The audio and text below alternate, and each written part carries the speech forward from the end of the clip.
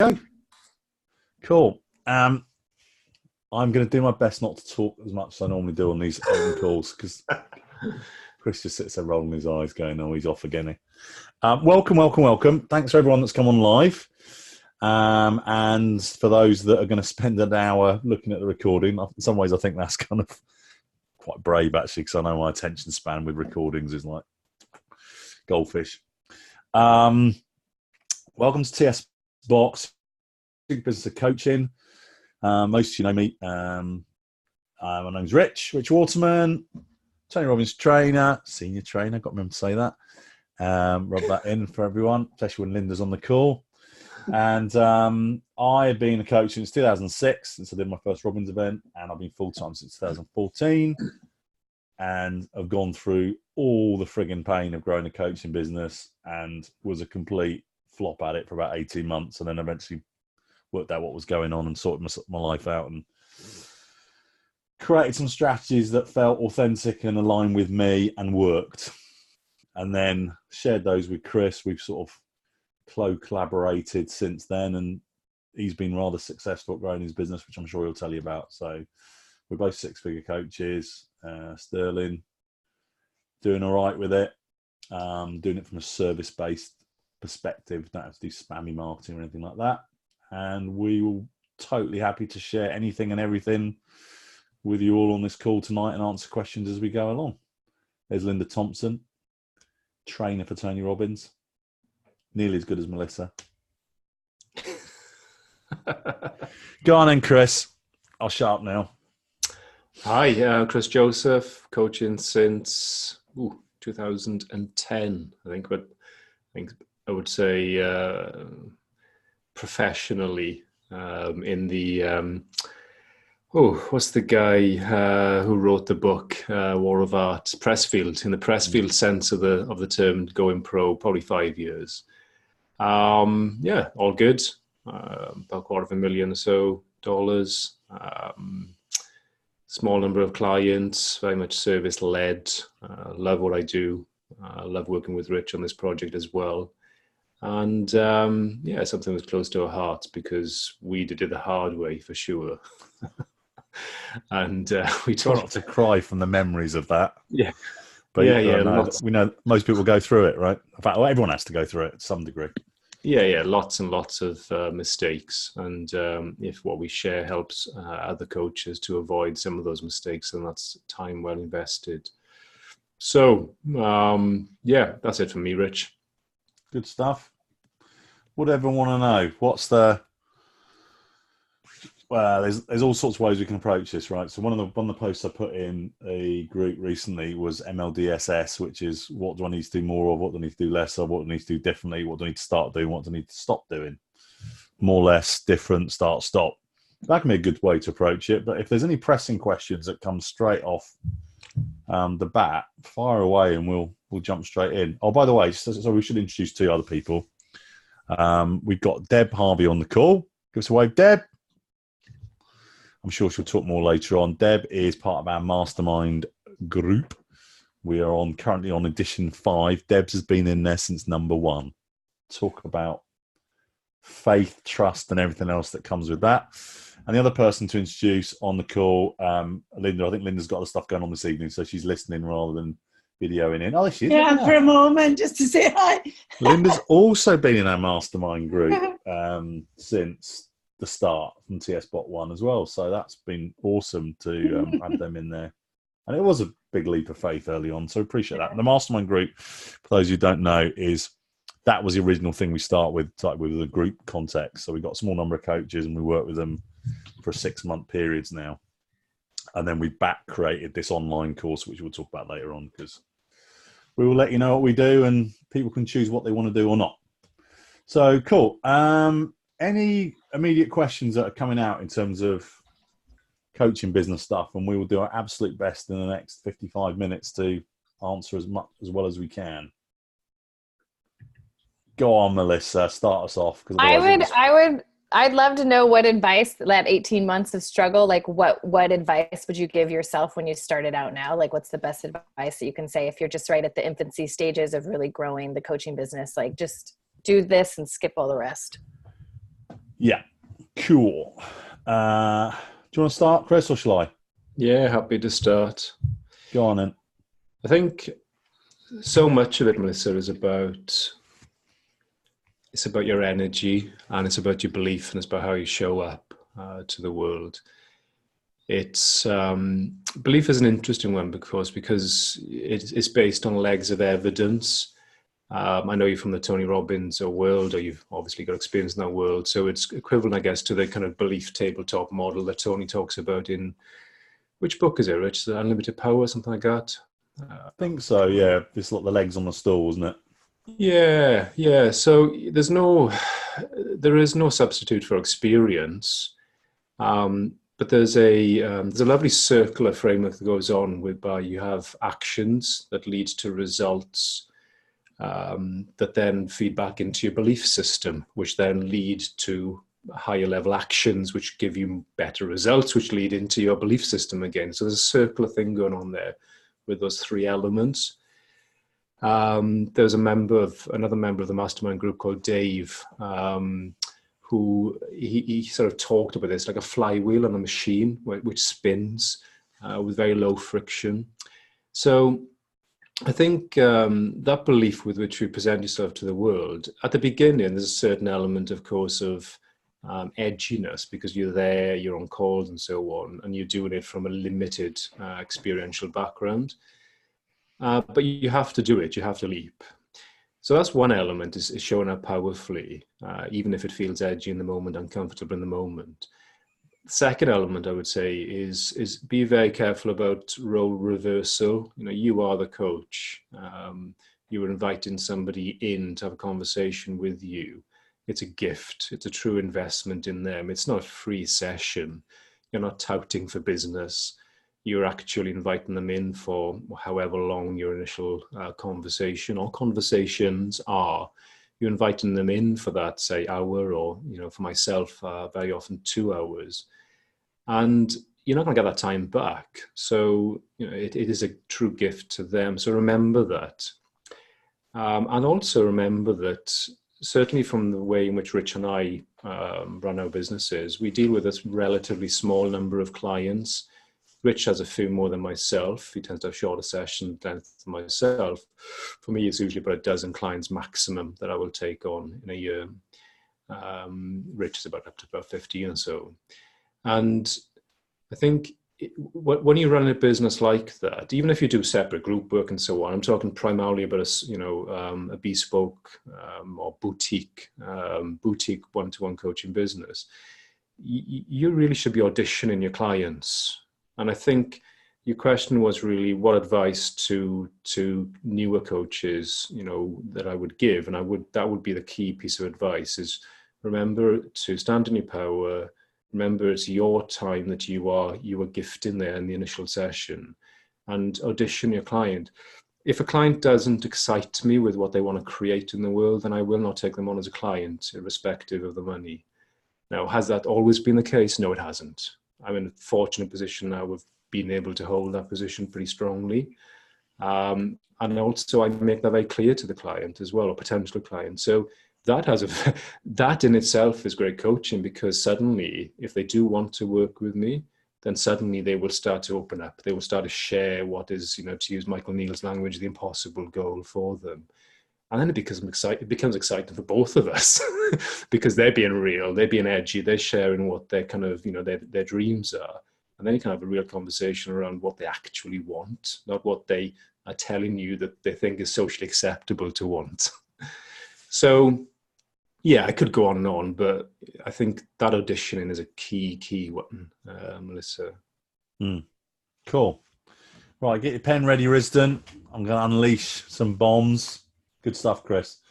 The energy around the pit that Chris was talking about there with the energy, so important. So important. So if I look at like practical stages, I'll do more strategy stuff. If I look at practical stages that I would take one of my apprentices through. So Chris and I both work one-to-one with coaches as well. The first stage I would get is I just want to get someone out there just coaching, just getting into just having sessions with people. And I don't necessarily early on care who that is with. I just want them to coach people. There's a reason for that, which is it gets people into the habit of asking if somebody wants to have a coaching session, which in some cases can be a big deal in itself. And then it also, I know you've been doing work with other people in this area, Melissa, but it helps you to refine who you want to work with.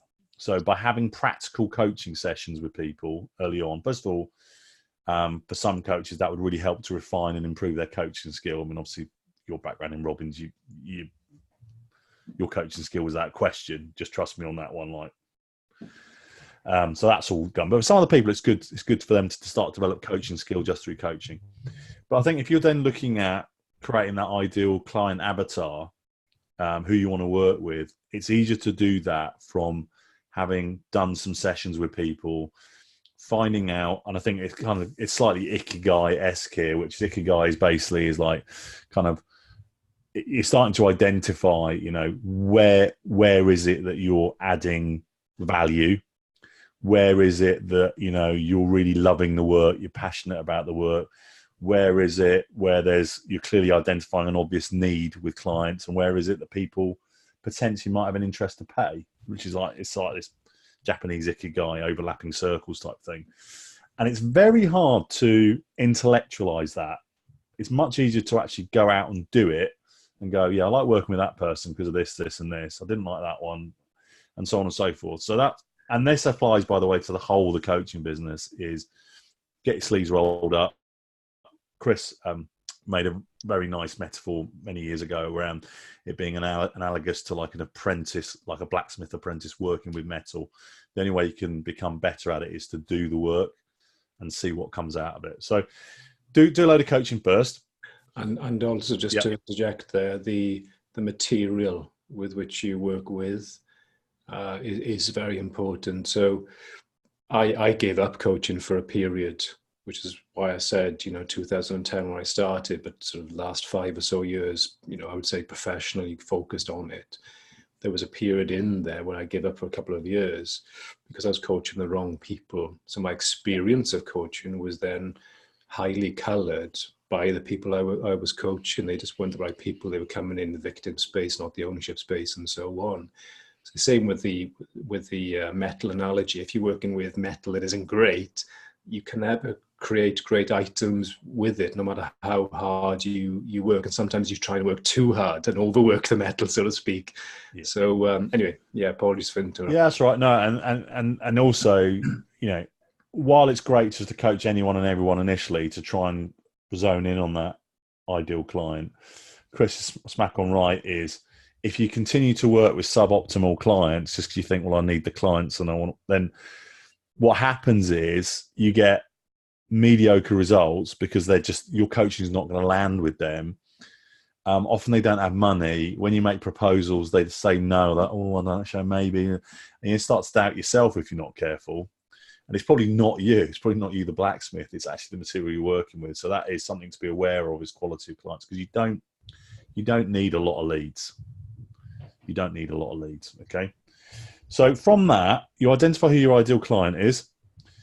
Then the key then is to say, right, how am I going to provide value into areas where these clients hang out? And I call them areas because it could be a Facebook group, it could be an audience in a seminar, it could be Facebook friends, it could be networking event, it could be all sorts of things. How can I provide value into areas where these people hang out so they get to know, like, and trust me and would be interested in a coaching conversation? And the key is this, like, lead generation, high quality lead generation is the hardest piece of a coaching business by a mile. It's the thing that Chris and I, even 5-6 years in, however long it's been now, it's the one area where we'll disproportionately focus effort.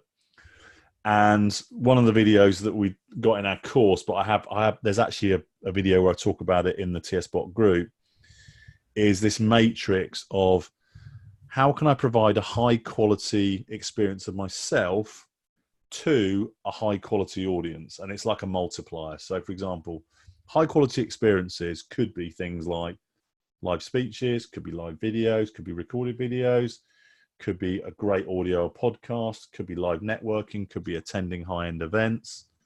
Could be creating Facebook groups or challenges where they interact with you. Could be a really high quality blog if it's a very, very strong experience of you. So that's high quality experiences. Low quality experiences are things like generic motivational quotes where you've made no comment on the quote at all. It's just like, let me just pump content out, which doesn't have any flavor of me in it whatsoever. That would be an extreme example of a low quality content. So looking for high quality content, and the key is this: stuff you enjoy doing, stuff you're good at. Like Chris is amazing at going to high end events, having really deep conversations with people at these events, and creating enough possibility and intrigue that they're like, I want to have a conversation with this guy. When I go to an event, I just want to get my head down and do the event. So it's not me. I absolutely adore public speaking. Chris, actually, that's something you enjoy increasingly more, but it wasn't his main thing a few years ago. I go to Tony Robbins events, do Tony Robbins events. I do them because I love them. Just happens to be that senior leaders and trainers come up and approach me and go, can we talk about coaching? It's a byproduct. So that's the key, is do something you love. And a byproduct is that people get an experience of you and love you. And then you've got to make sure that ideally you're targeting that or aiming that so people who could be your ideal client would find that experience. So that's a high quality lead piece. Then when you get approached by someone, it's like, right, okay, if I think this person's, could be an interesting client for me, then you've got a number of different approaches. The classic prosperous coach approach would be have a long conversation with them, like 2-hour conversation with them, and just coach and just see where that is. Not a bad experience initially. You can end up wasting a lot of hours if you don't filter hard enough with the leads. So what I now tend to do is I tend to do an introductory call, spending half an hour, 45 minutes, maybe just exploring where they're at, where they want to get to, and looking at the gap in between, basically. From that, if that goes well, you'd invite them to another call, longer call. For me, it's an hour. Chris might have a longer call. He might have several longer calls. Typically with me, I tend to have an hour-long call because that's how long my coaching calls are for. And the key with that bit is never, if you think it's someone I want to make a proposal to, never make a proposal to a potential client from a place of resolution. And by that, I mean, the mistake I made for a good solid 6 to 8 months was I coached my arse off, classic Robbins intervention style, fix all the stuff that was showing up for them and do amazing things, he said modestly. And then I go, oh, how do you feel? Great. Would it be okay if I talk to you about coaching? Of course, like, you've just done amazing stuff, man. I'd love to you to tell me about that. Great. Da-da-da-da-da. What do you think? Do you know what, Rich? If I ever have any problems again or I've got stuff going on, I would definitely contact you and I'd definitely ask you to become my coach. I'm like, crap. And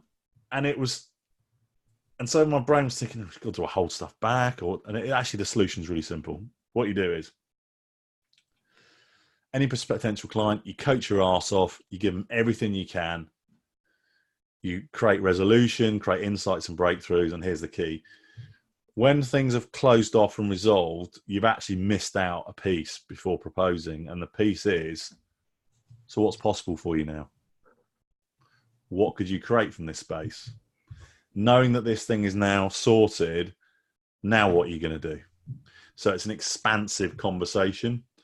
And that might be for 10 minutes, 15 minutes, 20 minutes, half an hour, whatever it is. When they've talked about the expansive piece about what they now want to create and what's possible for them, you say, great, would it be okay if I talk to you about how my coaching works? And that's the final bit. Actually, the selling of coaching, if you're in an expanded creative space, and all I'm doing in that final proposal piece is just really outline what the structure of my coaching looks like, how it happens, what I cover. That can be very personal to you as a coach, just so they got an idea of I'm getting this for my money type thing. And then I say, and possible investments are, I tend to offer 3 different packages, like 3 months, 6 months, 12 months typically. So those are your choices, and zip my mouth and see what shows up for them. if it's the right client, if you create enough possibility for them, if they're in a financial position to invest, they're usually going to say yes. And Chris and I filter pretty hard before getting to proposal stage. So our conversion rates are 75% plus, often in 90%, because because of this red rope policy, we were very careful about who we work with. The final proposal, to a certain, I'm not saying an inevitability, but it's very likely someone's going to say yes. So for me to have, say, 15 clients in my coaching practice, if I was starting from scratch now, I would probably need to let's work backwards. If I'd made 25 proposals, I definitely would fill my business. Definitely. I'd argue actually maybe even 20. So I'd need to make about 20 to 25 proposals. And it probably would mean I would need 35 to 40 leads if I wanted to create 15 clients in a year. So 40 high quality leads gets chopped down to about 25 proposals would create more than 15 clients, but it would be 15 to 20 clients. So you don't need mass marketing techniques. You just need highly targeted value on a consistent basis, as unattached service as you can, while knowing that you've always got a degree of investment in it when you're early stage and you want clients. It's just try and serve as purely as you can. That's the kind of the nutshell summary of the process. There's all sorts of funny little twiddly bits in between, but that is the kind of the flow that I see, and tracking the flow, tracking how people are progressing through, having a clear vision of what good looks like. So I had this vision of $100,000 business. I think at that time I was charging about £250 an hour. So I thought, right, I need this number of clients working with me this often. So therefore I need to create this number of leads, make this number of proposals, get that number of clients, and just the more you do it, the more clients you create, the more they let other people know how great you are, the more renewals you get, the snowball builds, it becomes easier. Hardest bit is the start. Rant over. Wasn't exactly short, but if anyone's listening to me, if you follow that blueprint and follow the energy piece that Chris said, it will work. It's only a matter of time. Where are you at with your practice, Melissa, if you don't mind me asking? Infancy stages, so just beginning. Mm-hmm. So I figure, look, I've made lots of mistakes, so let's learn from other people who've maybe made more. Yeah. Or different ones. So knowing you as I do, I think there are certain groups of people I know you've been very successful at helping. It'd be like, right, let me think. I want to. It's the reason that Chris and I are where we're at is because we run lots of experiments, and it's like I think I want to serve these people. I'm just going to get out and serve them, and I'm going to kind of roll my sleeves up and get messy. You don't need to do bullshit internet marketing techniques. It's just like how am I gonna share value and content with these people? And it might involve posting on Facebook or LinkedIn or YouTube or whatever, or Instagram. Sometimes the right audience is like where these people hang out. You do not need to do anything that feels incongruent or feels against your values. In fact, I would encourage you to do exactly the opposite of that. Only do stuff that feels right. And yeah, there's some stuff we have to do that's a pain in the arse, like paperwork and things like that. But Chris and I do things in a way that we love and enjoy, because that actually enables us to keep going when things aren't working that well. Because we're going, I don't care. I'll still do another speech. I'll still go to another Tony Robbins event. I'll still attend another high-end event. And you trust the process. Sorry, Chris. I said I wasn't going to talk much, and then I've gone off on a right old rant, haven't I? You have. There's something I want to mention, but before that, if there's anybody else on the call who has questions, then just put it in the chat box down the bottom. In our experience, Melissa, there's 4 key elements we've seen that show up in successful coaches, show up in the apprentices that we work with on a one-to-one basis. And we obviously have a video in the online course on this in more depth, but I'll cover the 4 now. The first is coaching ability. So, you do have to be pretty good at what you do, of course. Coaching ability comes from coaching your ass off, so to speak. Just be mindful of what I said earlier about who you're actually coaching in that respect. So even though often the advice is to be scattergun about it and to coach anybody, friends, family, doesn't matter, as long as they've got a pulse, you coach them. That advice, whilst comes from a good place, you've got to be careful. You've got to be careful because your experience of coaching depends on who you are coaching. So coaching ability is the first one. That comes from just being in the game coaching. The second one is your network, and more importantly, your use of your network and the development of your network as well. I don't have a particularly great network if I go back even sort of 4 or 5 years, but I've just put myself out there, put myself within other networks. I've served deeply within other networks and just built it over time. Had many peer-to-peer conversations that weren't. I wasn't looking to create a client, but I was certainly looking to get to know other people, other coaches as well, find out what they are doing, who are they speaking to, and so on. The third element is positive references for money. The reason why that is so important is because when it comes to the proposal stage, you do. It is very, very useful to have a very loose attachment to money. I think Steve Chandler, I don't know if you're familiar with Steve Chandler. Are you, Melissa? Have you read any of his books? So Steve Chandler is a great coach. He co-wrote The Prosperous Coach with Rich Litvin that I put as a recommendation in the group a few weeks ago before Christmas, I believe. I think in respect to one of your questions. Steve Chandler says you should be able to give the number to the potential client just like you read off your telephone number. So it has zero emotion to it. It's 10,000, it's 20,000, it's 60,000 pounds or dollars to work with me for a year. And for that, we'll speak twice a month and you'll have my undivided attention in between sessions. That should just roll off the tongue. So for a lot of coaches in the infancy, as you mentioned, it's actually good to practice that actually, off a call. And then the fourth one is action, taking action.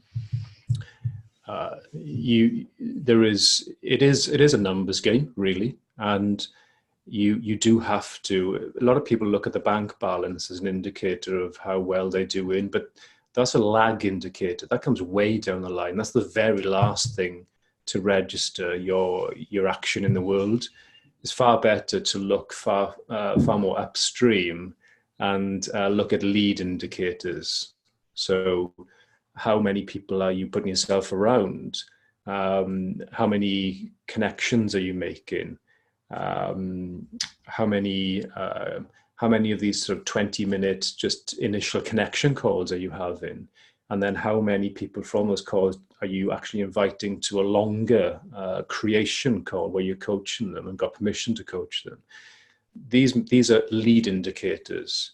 And I don't know if you're familiar with Trello. There's an online program called Trello that's free for personal use. It's a great way to kind of create a dashboard to monitor your figures of how many people you're speaking to and to keep a little bit of data on each conversation as well if you want to. So those are the key elements that we've seen showing up. Any further questions on those, then shoot away. Yes, that's right spelling, Melissa. Yeah, it's like a project board. It's basically a visual way of, I track my clients through these different levels. So it's like leads generated. I might have a card for each person. It might be then who have I booked an initial conversation with. I'll move them across a level.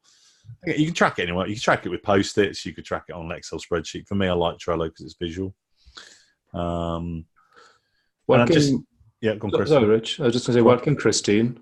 Christine has recently joined actually the online program. So she watched all 106 videos and 20 hours of video within about a week and a half, I believe, which is a record. And now she's on a second watching.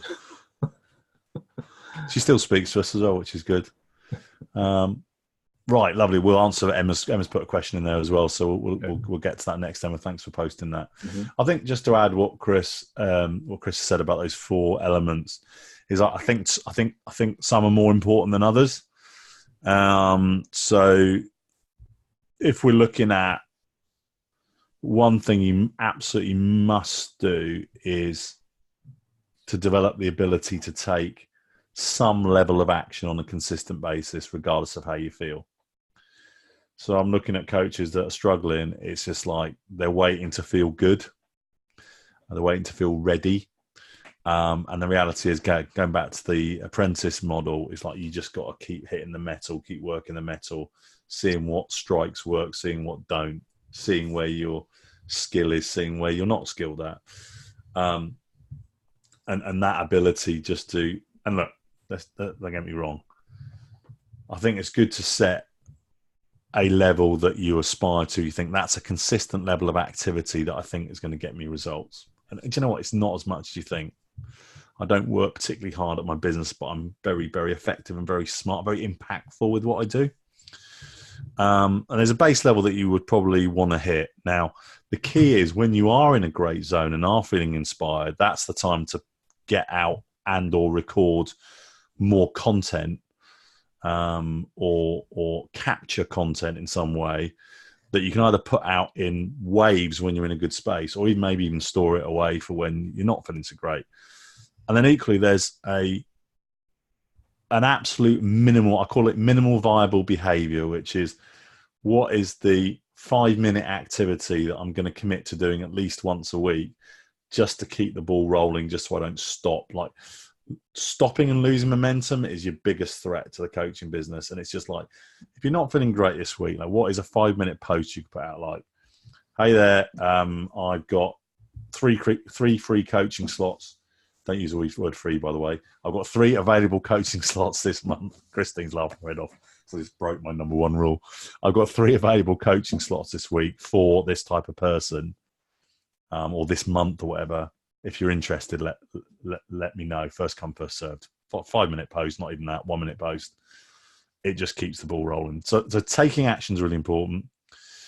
And then the other one I think is really important, because Chris said about this coaching ability thing, is not only having that ability as a coach, but really knowing that you are a great coach and that you add value to people. So again, obviously, the more that we do, the more evidence we get. Like Chris has got examples of working with apprentices just for literally a few weeks and then creating tens of thousands of dollars contracts. One of my examples was working with Chris, because he went from $30,000 to 60 to 120 to 250. I'm like, he did all the work, but I was part of that. So I'm like very proud of that. Got another client who went from earning about $1,000 a month to earning $200,000 within a year. And so then that sort of stuff, I'm doing that to brag. Of course, I'm proud of it, but equally it is more and more evidence in my brain that my coaching is worth it. It's not bragging if it's true, Rich. That is true. I could go on. Anyway. The other piece is also, if you've invested in yourself, like obviously I know over the years, Melissa, you've made, just in the Robbins environment alone, you've made a considerable amount of investment in yourself. And so you've got reference to investing money in personal development, self-development. If you've done that, that's good, because actually, do you know what? If you actually consider the value you got from the best ones, you should be really comfortable charging at least that for your coaching. Now, Chris is actually amazing at taking that to another point, which is knowing his value and working with people that have such a high standard that he might then start to charge fees that actually he himself might not even have invested at this point. That's a different level. But knowing you've invested in self is actually very useful. And then I think the less to network you can work with. Network, if you've got a poor network, it just takes longer, because it's like finding people who might know people who want to work with you. So it's that first level of circle. You're not necessarily going to create those as clients, but it's the people that they know. The people that know, like, and trust you, spreading the word about what you do and helping you to spread your word, and finding your ideal clients in that kind of next level out. So that becomes, I had a really good network. I'm not going to lie. I had a really, really strong network. I probably haven't even used a fraction of it, to be honest. But those two, that ability to work and that really knowing you're a great coach and you're adding value, those two are critical, absolutely critical to doing that.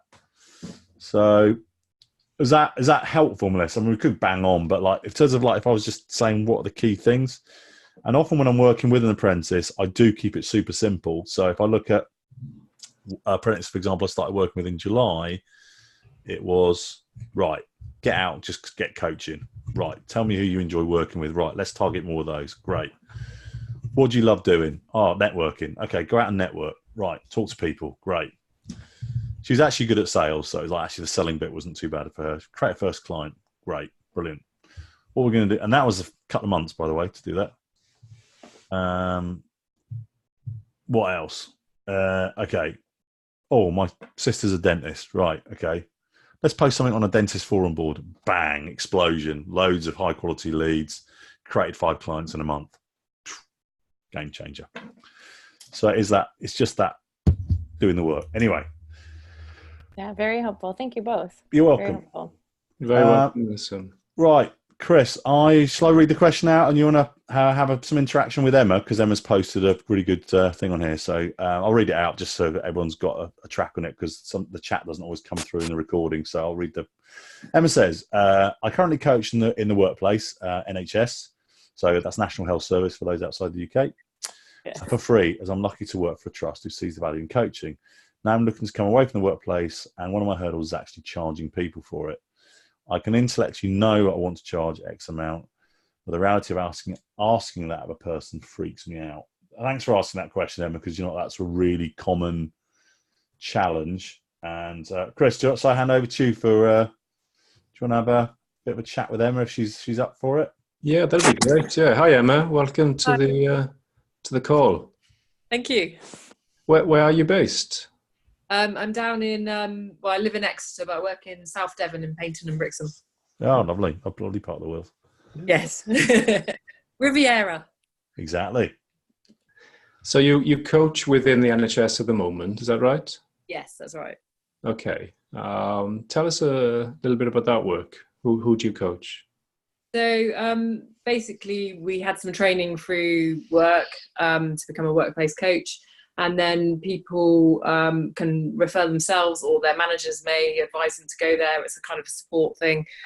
So people fill out a form, and then it kind of message goes out, has anyone got any space to take on a coach? And say yes, and then you arrange to meet up with them and take it from there. Really. Cool. And you want to coach outside the NHS? You're actually going to, well, you haven't got to answer this if it's sensitive, but are you thinking of leaving or doing it in addition?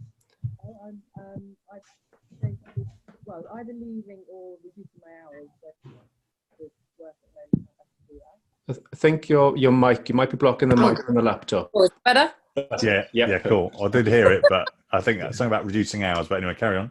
Yeah, so I'm either going to reduce hours or take a career break and kind of really focus on it. Yeah, so I've got an idea for a program that I want to do, and kind of what I've learned a lot from myself. So I've been to Date with Destiny at Christmas. Oh, nice. Yeah, fantastic. And that's really kind of re-motivated me to really get on with this year, and came back with a very clear plan of what I want to do. So, yeah. So you say that you intellectually understand or know what you want to charge. You want to charge X. Yeah. And you say that for a person to coach a person, and that freaks you out. The actual kind of like, so I mean, I've not been in the situation yet, so it's a fear at the moment. I guess so. What I discovered about the purpose of my life is about loving and giving back to others in an empowering way. So that's my kind of purpose. I established at DWD, nice. And yeah, loved it. So coaching is a way of empowering people, and that's how I see, very much see that. But it's that kind of thing around, but charging people, I've got an idea of a charity, and that really kind of it inspires me to kind of have, launch charity at some point, but I've got to live. So I've got to get over this kind of sense of, it's okay to ask. My time is valuable. Mm-hmm. And my skills are valuable. Correct. But it's still that, and here's how much it is. and I think that's perfect. I'd be slightly concerned if you didn't feel like that. Okay. Oh, that's good. Yeah, because you're asking someone to make an investment, not just of money, but of time in conversation with you for 3 months, 4 months, 6 months, 12 months. So, yeah, you should feel, I think, something when you say those, when you make that proposal, for sure. Okay. And I think a common mistake that not just coaches make, but a lot of people make, is that they look to be able to make progress in pure comfort. Okay. Yeah. and it's not the case. Both Rich and myself feel very uncomfortable most of the time. In fact, if I'm feeling too comfortable, then I question whether or not I'm actually leaning into my edge in my business, because being uncomfortable is a great sign that actually, I am leaning into the edge. I am reaching out to somebody who excites me, who maybe has created much more success financially than me so far in life, or is maybe a bit more visible. Maybe they're author of a book, or they're a famous actor or something like that. So it feels uncomfortable, of course, to reach out, to somebody like that. The key thing is to do it anyway. Okay. Okay. That's the key thing, is to do it anyway, to breathe into it. There's a couple of things I want to say before handing over to Rich to speak to this one. Your value as a coach, so potential contract value, is a multiplication of two things. It's a multiplication of your depth in your coaching, which will come with more and more and more experience, but you have a value at the moment, for sure. Michael Neal, I don't know if you know of Michael Neal. Have you heard of Michael Neal? Super coach and so on. He says that he talks about the lamppost effect, whereby if somebody left work at 5 o'clock every day and went across the street and spoke to the lamppost for 50 minutes before going home to his or her family, that would be of immense benefit to that person. Wouldn't it, right? Yeah. And it's a great place to start from, is to start from the place of being like a lamppost. Okay. Like, most coaches are worse than lampposts because they speak too much. So start with a lamppost. Be very receptive. Be a witness to that person. Allow them to speak. Allow them to share. And then a couple of pertinent questions, and suddenly, things start to unlock. So you've got the value of your coaching is the depth of your coaching multiplied by the ability of that person to leverage your coaching. So this is why it's very important to speak to people who excite you, but also people who are going to get benefit from your coaching. Yeah. So the reason I charge significant fees for some, for all of my clients, I have obviously a menu. I have different size contracts depending on how much contact they have with me. But the reason why that works is because that person can leverage my coaching and create even just financial value, much more financial value than they invest in over the year. And especially if you think about that compounded over the rest of their life. Yeah. It's orders of magnitude higher in terms of net worth. They're going to get return from the investment over the whole of their life. And that's just on the financial sector. What about all the relationship work that we end up doing? What about all the kind of health work that we end up doing as well? So you've got multiple stacking of different areas of your life, if you think of a standard kind of coaching wheel of life. I think the final thing I'll say is tangible versus intangible. If I were to ask you, if you take your car to get an MOT in the garage, do you expect to pay when you pick it up? Yes. Yeah, of course, we all do. Because we think that work that the garage has done is tangible. Sometimes, yeah. Exactly, right? Exactly. So we do need to it's very difficult to sell the intangible. At one level, right at the end of the spectrum, selling the intangible is literally emperor's new clothes. So we do have to help our clients to gain tangibility over our service. There's two ways to do that. You can turn your service into a set syllabus, a set program. That's okay. that certainly works for group online programs. In fact, Rich and I've done that with the tsboc online program that Christine's a part of. However, when we're talking about the one-to-one bespoke coaching, really you want the client or potential client to make it tangible. And that's where that initial conversations comes in, is that you get them through questioning to write their own syllabus. Yeah. What do you want? What do you really want? If we were to work together for 6 months, what at the end of 6 months would be amazing for you to have created? Okay. That's the creation phase. So when you make a proposal, you're actually proposing to them, not about, dreaming up from your point of view what you think they want. They've told you what they want. They've also told you their why. It's the how in the middle. That's why they employ you, to help them, to walk them through, on that journey, to hold a mirror up to them, to ask them great questions. So you're making it very tangible for them through that initial questioning. I could speak, obviously, all night on this one, but it's a great question. I don't know if you want to add to that, Rich. Add to a great answer. I love the fact you asked that question, Emma. Yeah. That to me says you'll be in great shape for creating a coaching business, because you genuinely care about being of value to people. I've got a question for you, if I may, which is, how could charging a client money for coaching be beneficial versus free coaching for them? Well, I do think that I know, because I've done it before myself, that when I invest money into something, then it's a part of a motivator. And so therefore I work harder to get the best out of it. Yeah, smack on right. You get an A+ for that one. It is that investment. I'm invested in it. I'm going to show up with everything that I've got. And actually, some of the biggest mistakes I've ever made in coaching is undercharging people, because then I've had sort of what I would say sometimes a variable show up rate, sometimes not booking sessions, sometimes cancelling sessions, sometimes not doing homework, and that does come with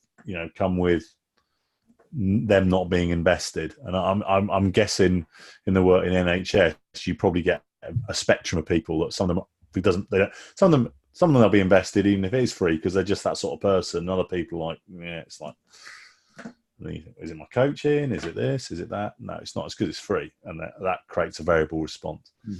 The other thing I would talk to a little bit would be, and Chris was exploring this, and I just want to build on that a little bit more as well, which is, really that the early conversations, the initial conversations before they become a paying client, is that exploration of, what is it they really want to create, and for them to start to really feel what it would be like to create that thing, and then internally they'll start to put a value on it. And it's not necessarily always a monetary value, but it is a feeling that that is something that would be really valuable for me to create.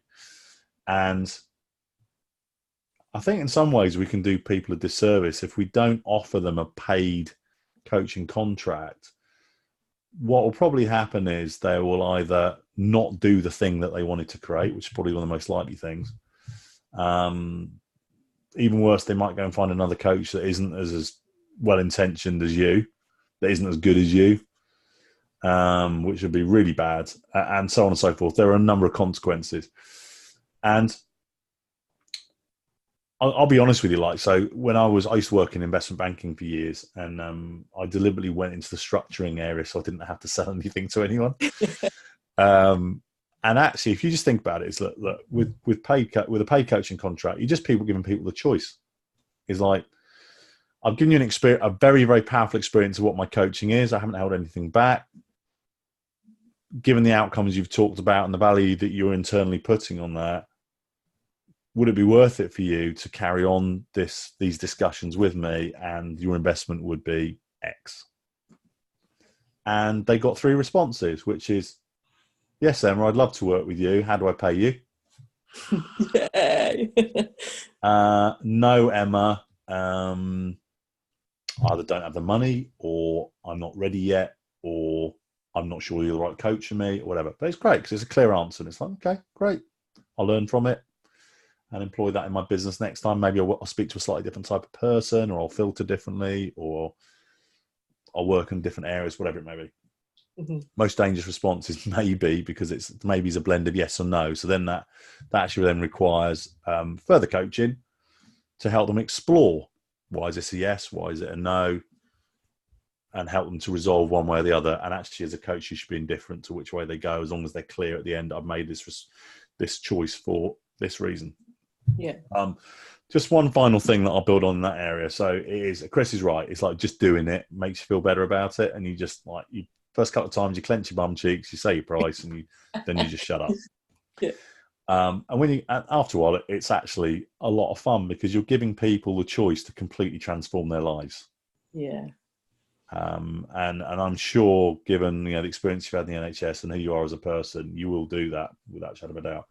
I often will reflect to potential clients 4 questions that I personally ask when I'm looking for my own coach or mentor, and the 4 questions are: has this person gone as deep as I want to go in coaching? So in other words, if you as a coach, like doing things like Date with Destiny, massively useful because you've gone on those that are on this call that have been to Date with Destiny, that is a massive journey of self-exploration. So you've gone really deep into your own stuff and embraced that. So I would firmly expect that you can tick box 1, which is, has this person gone as deep as I want to go? The second question is, do I think this person will be an effective guide for me? So it's like, do I like their coaching style? Does it resonate with me? Have they created some possibility for me on the call or calls? But I think, oh yeah, I really enjoyed this conversation. This was really, really valuable. Third question would be, does this person align with me? Or do I? The trivial question would be, do I like them? But like, I like to work with coaches where I feel there's an alignment of values. And again, that is part of the filtering process to make sure that you are having conversations with people where you do have a values alignment. And again, I suspect from what you said and just picking up on your energy, it'd be very much a service, heart-centered sort of approach to things. And then the final question, which is really important, is it worth it? And the only way that they can decide whether it's worth it or not is for your coaching to have been powerful enough for them to be clear of, currently I'm here, I want to get to here, this is my outcome, there's a space, that space has value to me. If I could close that space, that would be amazing. And you know what? If you're charging a couple of grand for something that's worth 50 grand or 100 grand to them, and it might be it's an emotional outcome, a relationship outcome, or it could be a business one where it's clear, or it could be a spiritual one. If it feels like this is a friggin' no-brainer for me, I've got a client who's got credit card debt, and she said, the one thing I'm not going to change is my coaching relationship with you, because I know that is a solution for sorting out everything else, and it's true. And equally, I've had some multi-millionaire potential clients. They've got a really good vision, but they don't connect that vision to being worth anything, so they will never pay for coaching, and that's fine. Okay. If I'm going to give you a ballpark figure, and it is very ballpark, people will generally invest about at least 10% of their income into coaching, the ones that are motivated. And I've had some clients that will invest a lot more, and there are some people who will invest a lot less, and sometimes zero. But like, if someone's earning 100 grand a year, I never found it being an issue for them to invest 10 grand of that a year into coaching if they really get who you are and the value of it. And it's very much a ballpark figure, but I just wanted to give you someone earning 30 grand could easily spend 3 grand on a course or coaching. So hopefully that was useful. I mean, it's a really great question, and as Chris said, it's really great you're asking the question. Thank you.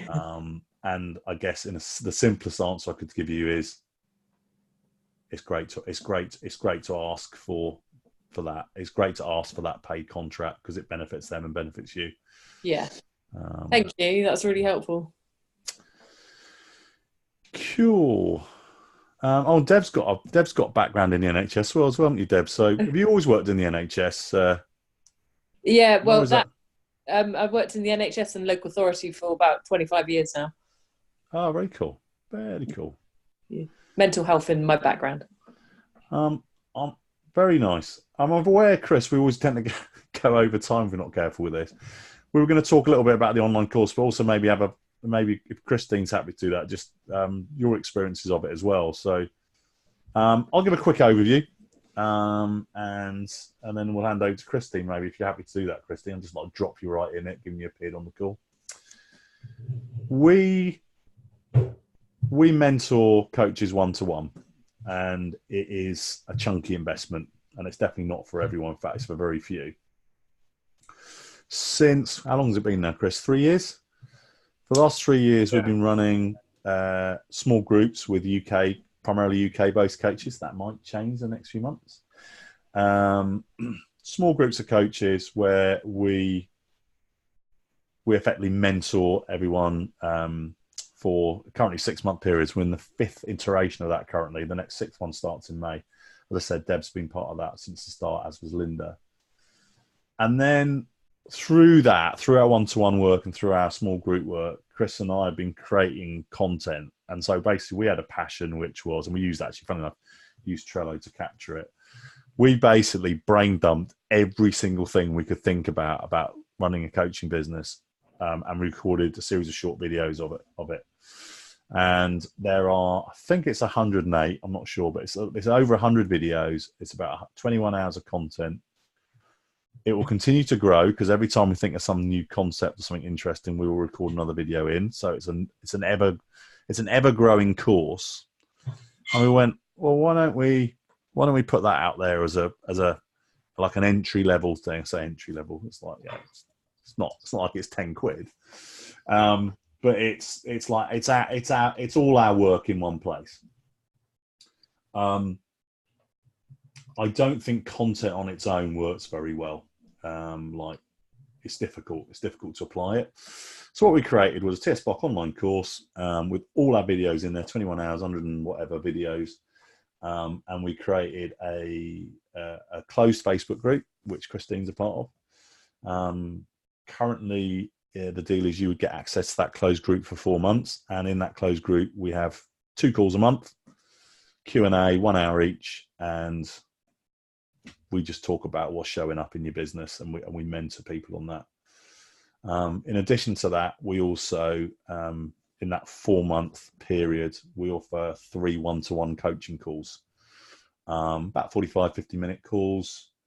Current offer is that one of those calls can be with me or Chris, and the other 2 can be with one of our other coaches, of which Deb or Linda would be an example of those. We've got a couple of other coaches that are currently doing that for us. And that is the course as it stands. And we launched in November. The price of that course is £2,000. It's 1,997 because it's always like a nice number to see. We will hold that offer. That's like an introductory offer. We'll hold that offer for the next month. The next call we do, which will be mid-Feb, we are going to change the program. And it will be a 2,997 program. It's not necessarily, it'll be slightly different, but I just want to be honest with people about what the pricing is and where it's going to go. So it'll be a different program. Still be online videos, etc., but it'll be a 2,997 program, not a 1,997 program.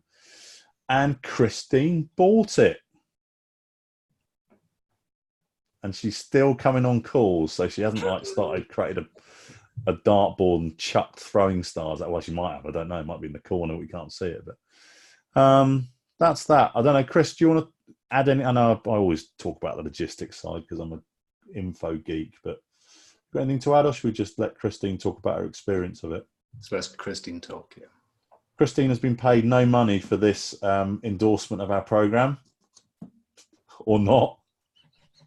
Oh, you're hilarious. So what I'll talk about is maybe the benefits or differences that I've seen from other coaching programs I've either done or someone's tried to sell me on. That's the nice thing is it doesn't feel like you're being sold to. They definitely come from a place of service. The environment that they cultivate is amazing. On the calls that we have twice a month, the live calls for, I don't know if you call it group coaching or whatnot, the value that you get, not just from Rich and Chris, but from the people that they have cultivated in their mastermind is amazing because they all have different gifts. And I really value diversity and perspective. So the fact that we're talking about a topic or something in business and Deb will share something and I'm like, oh, light bulb about that. Or Dave is another one, Linda's another one, and I'm not going to say his name right. Manoj. So they all bring some definite perspectives that I haven't seen other places, and they have varied backgrounds. So it's very helpful. The online course, what you see with these two guys is what you get for an online course, which is, I think, awesome because which is funny because on my screen, they're on different sides of the screen for me. They definitely are that. They've got their different personality and focus areas, their different speed of speaking, all of those things. So you get such a spectrum of perspective and how to do things. They're very practical. So I like that about the online course. It's not about perfection, which who's not a recovering perfectionist? They definitely just come at it and give you what they've got, just like they do on these calls. There's no, they don't hold anything back. They tell their personal stories of like, yeah, I screwed up and I did this. So this is what we learned. And this is what we're telling you to do because of that. And then towards the last module of the course is concrete, practical coaching business information that I have not heard people share so openly as they do. So I really appreciate their candor, their realness is what I call it, because they're not constantly trying to sell you stuff. What Rich told you about the 4 things you should look for in a coach is exactly what he told me when we were talking if I was going to take the course or not. He's like, this is what I would tell you. If this doesn't work, if this doesn't match for you, he says it matches for me, but if it doesn't match for you, we shouldn't work together, basically. My language, not his, disclaimer. So that's what I appreciate. I get so tired of, as we see it, the sleazy, scummy, always trying to sell you something, not ever knowing what's the trick they have up their sleeve. What am I going to get screwed with later? Where's the scam? That's my family motto. Where's the scam? So it's like really just, and you can ask them anything. You can come on these calls multiple times and keep asking them things. I think the benefit of being in the program is you can ask those really specific questions of, I have this client, or like Emma, I get it, to ask for money and that whole piece of like the fear of people saying no. They'll give you strategies and tips on how do you change your mindset about the no part. Well, go for no, right? So there's different things there. There's ways of, they talk about making bold proposals. And part of this is that whole self-development process of stretching. You don't have to be that far ahead of your clients, just 2 steps. As long as you stay 2 steps ahead of your client, you can make that bold offer and you can keep ahead of them and you can always serve them. So it's that very much service mindedness and going for it now, because you can do it now. If you keep waiting, that's the biggest distinction from talking to Rich before I got in the program, is we get stuck in the thinking or feeling part and we're not taking action. So he asked me, how are you being a practitioner, right? So I have that right here. It's like every day, what are you doing to be the practitioner of coaching? We're going to keep self-development because we're all like that. I just got that sense from the people on this call. So it's about taking the step to do that. And if this works for you, then go for it. I don't get a commission. So if it works for you, go for it. If not, find what will and do it. That's awesome, Christine. It's like, just to sort of add to, I'm going to sleep well tonight because for those of you that don't know, so I know Christine through the Robbins environment. She's a senior leader in the Robbins environment. I love her to bits. And it was really important to me that it was the right course for her and that also that it worked for her as well. And we got few more months to go yet, and we've got work to do. But it's like, for me, that's super cool, and it's just, I guess, and I'll let Chris, you can close this out. But for me, it's like the reason we create the tsboc group is that, like, literally, come on this call once a month, ask us questions, explore, do it for yourself, see where you go. Come in the group, ask us questions. We will answer everything as openly and honestly as we can, and interact with you as much as you want us to. This is just another level. It's another level of depth of knowledge and interaction with me and Chris.